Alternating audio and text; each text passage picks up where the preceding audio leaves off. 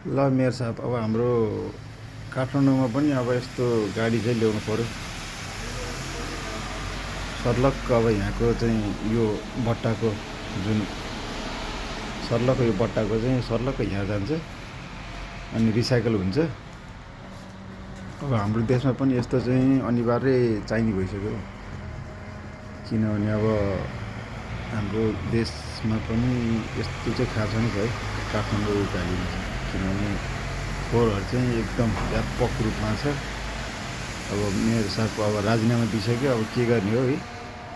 अब सुनिता डङ्गोलले चाहिँ के गर्ने हो, अब हेर्दै जाउँ काम।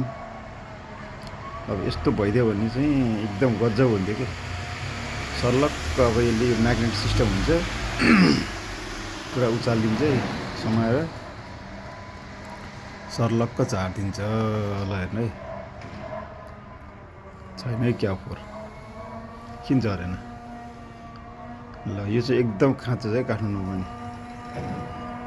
म चाहिँ यहाँ रोमानियाबाट छु। हजुरहरूले पनि यो भिडियो हेरेर चाहिँ के सिक्न सक्नुहुन्छ कि भन्ने आशा राखेको छु।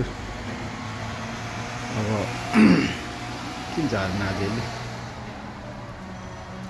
किन छैन क्या, खाली छ क्या यार।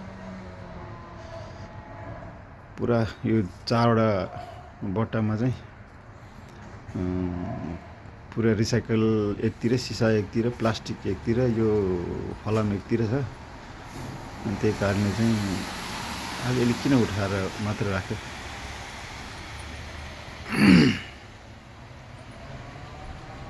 के भएछ, ल है ल्याए ल्याए ल्याए है, हेर्दै जानु है। ब्यालेन्समा टक्क अगाडि सिसी क्यामेरा हुँदो रहेछ यसको। टक्क मोनिटरबाट हेरेर सर्लक्क ठाउँमा ट्याक्क लाएर राखेर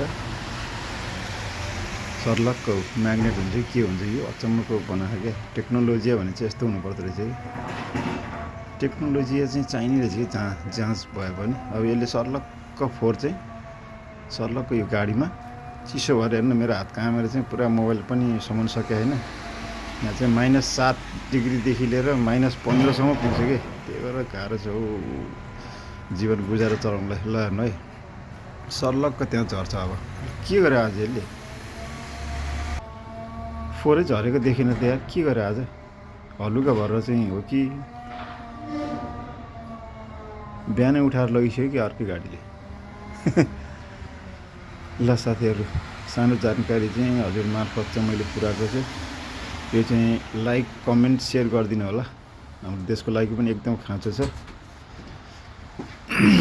4वटामा चाहिँ पुरा रिसाइकलको हो यो। ल साथी।